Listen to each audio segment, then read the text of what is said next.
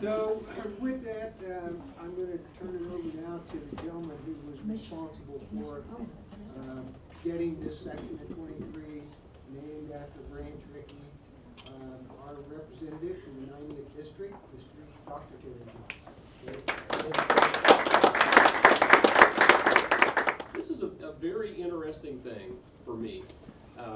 One day, I was living in the Kent Street Apartments in Portsmouth, and my mom said, that's my mom right there, Diane Johnson, my mom said, we're moving to the country.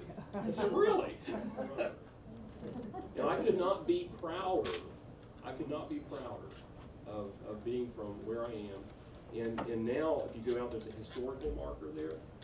I'm talking about Branch Rickey, right there, where his boyhood home was. Now, you'd think that something like this would be easy to do. It's a no-brainer. You just say, hey, we want to name a section of highway that already exists after a world-famous person. Well, it wasn't easy. But, you know, you listen to God in your life, right?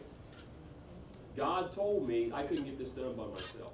One day, I picked up Gene Bennett, who is a Hall of Fame Cincinnati Red Scout, and I picked up Al Oliver, who is just a world-renowned baseball player. And my grandpa, by the way, loved Pittsburgh Pirates instead of the Reds. So there you go. I picked these guys up, put them in my car, and I drove to Columbus.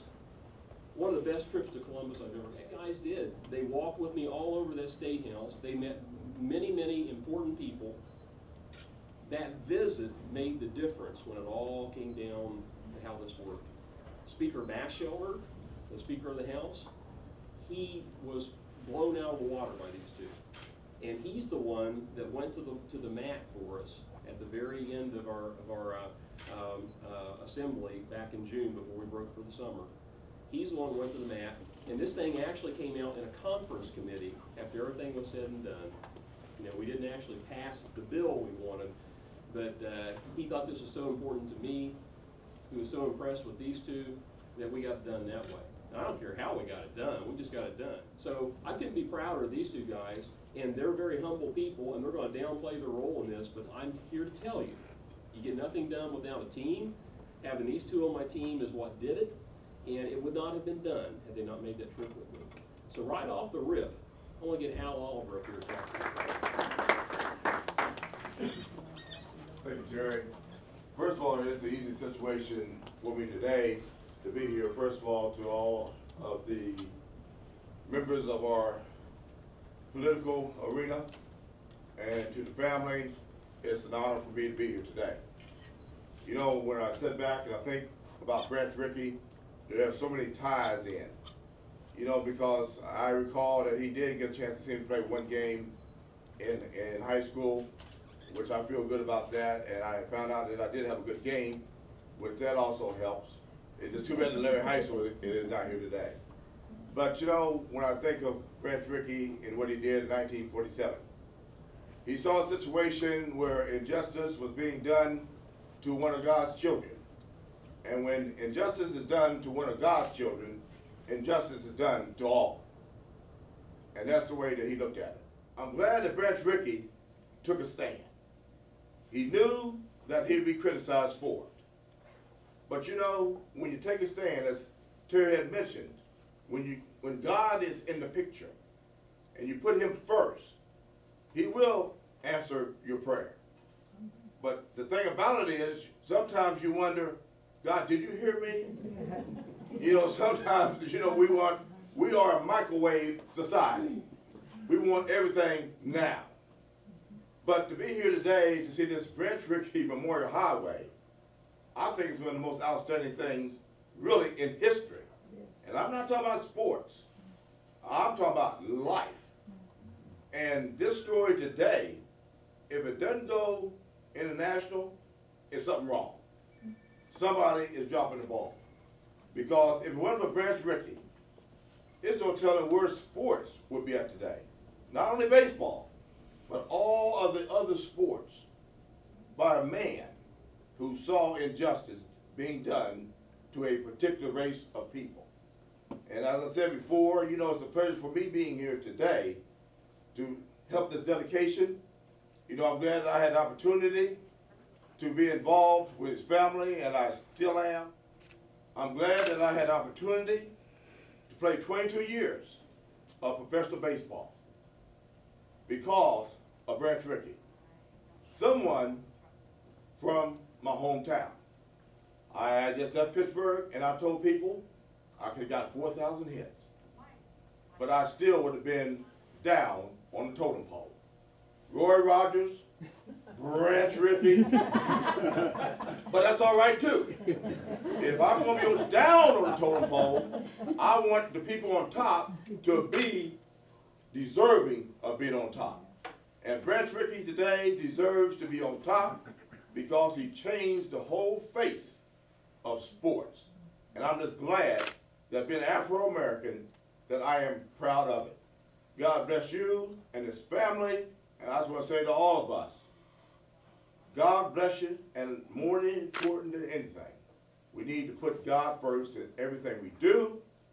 If we do, God will take care of his children. God bless you all. It's also a great honor today to have Gene Bennett with us. Gene is a Hall of Fame Cincinnati Reds scout. Gene has touched the lives of many, many people. So this is a person that cares about people, and he's a wonderful man, and I'm so honored to have him here today. Gene, would you like to come up and say a few words?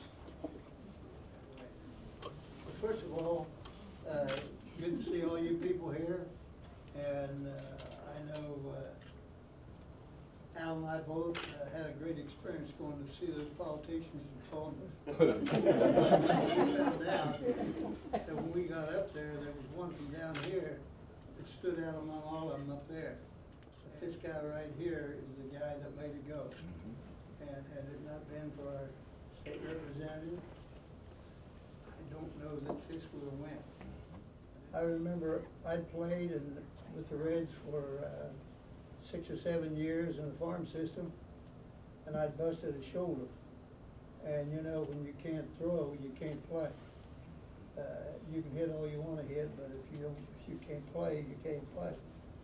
So the Reds had told me, I told them, I said, you know, I'm not going to play no more. Can't play, that's it. I'm coming back home, and I'm going to live right here in Southern County the rest of my life. So anyway, they said, well, when the season's over, we'll talk about it. So after the season was over, he said we had a couple things that we might like for you to think about. One was we're going to have a Class D team that was the lowest level in Geneva, New York, and we might consider you to be the manager. And then also, we've only got 7, 8 scouts in the whole world, and we might consider you to be one of our scouts. And I said, well, let me think about it. So I came back home, and I was lucky that I was downtown, and some of you old-timers back here can remember, on Saturday, Chillicothe Street was where everybody meet and greet. Was on Chillicothe Street.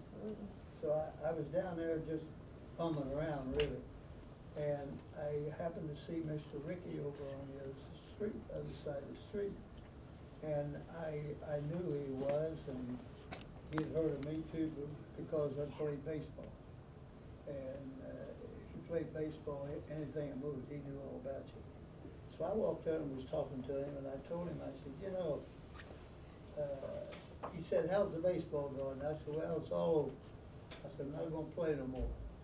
And he said, well, what are you going to do? And I said, well, I talked to the Reds, and they talked about maybe being a minor league manager. And then they mentioned about be a scout maybe too. And I said, if you was me now, which one of those two would you do? Now, I'm getting it from an expert, not a Jake-leg like myself. He said, well, let's put it this way. If you take that managing job and you don't have good players, you're going to get fired. You're not going to win.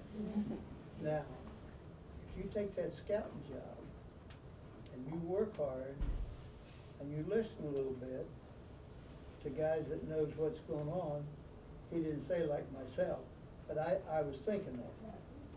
You might have a job for the rest of your life. And so I called the Reds the next day and I said, hey, if that scouting job's open, I'll take it. He said, you've got it. So now, I get to think, 58 years later, that's pretty good advice. And I know Mr. Rickey, I think, was at Ohio, the University of Delaware. Wasn't Yeah, and they'd gone somewhere to play, and they had a colored kid on the team. And when they went to stay overnight, they checked in the hotel, and they said, well, all you guys can stay, but that one guy can't stay here. Mr. Rickey said, let's put it this way.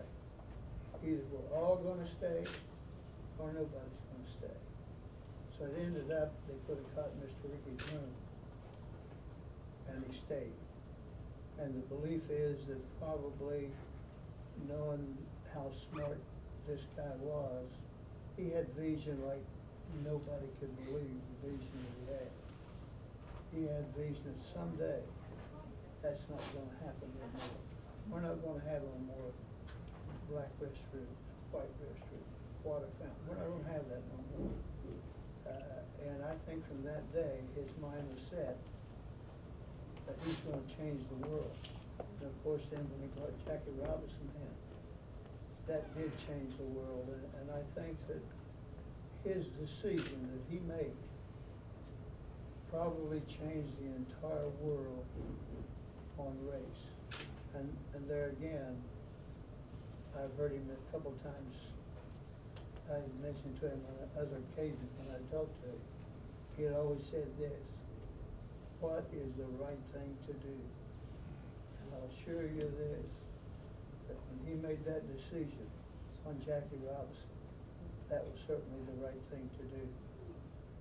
I appreciate y'all having me come here today. I know it's a big thing for me, it's a big thing for Al, it's a big thing for our county, it's a big game for all America. Because in my mind, Mr. Rickey is probably the most influential man in the history of this country. And I sure appreciate you having me, and I'm sure that there'll be some other good deeds done. You got a man down here that can really push it. Well, Ms. Merv, Mr. Merv, Mr. Kopp, would anything like to come up and say any words about your relative? I would like to just say that, you know, the Christian belief that Uncle Branch, we called him Uncle Branch, that he had influenced us all. And it didn't stop, of course, with just us, but it really was the motivating drive for many of us. And thank you, Al, for mentioning it. Thank you, Gene. Thank you, Terry. You're welcome. You, well, because you told me a long time ago that you were trying to do this. And it came from Terry, the mural committee, and everybody getting together to do this. But without Terry first started it, because it goes back how many years, Terry? I know several. And I told you all kinds of things. we really do appreciate it, and I know the family that aren't able to be here would appreciate it. And from them, thank you. You're welcome. And Al, Yes, sir. as always, and Gene. You did good, Chris. Now, Bob, from the mural committee, would you like to say anything from the mural committee? When we got the murals going, one of the murals that was a must was the one dedicated just to Mr. Rickey. And it showed in that one mural his many accomplishments, not only breaking the race barrier, but doing the minor league expansion, the farm clubs. And there's a lot of great things that he did in baseball, and it was an honor to do a mural just to Branch Rickey. But later, One of the greatest disappointments in my life was in my first General Assembly experience, when I thought I had something absolutely done, a slam dunk, no brainer, couldn't be denied. How could you possibly fail? I had this made up, and then it didn't happen. So this has been sitting in my office at home. Okay, this is one of the original mock-ups. I got two of them here. And then I tell you what, I just slunk away. Is that a word? I slunk away. And looked at my wounds, and I thought, I'm not gonna quit. I'm not gonna quit, this is coming back, we're gonna do it a different way. So one of the very first bills I introduced in this last General Assembly, the one we're in right now, was this one, okay? And then it became obvious it wasn't gonna happen that way again, so it just, from my Army training, I shifted gears and tried a different tactic.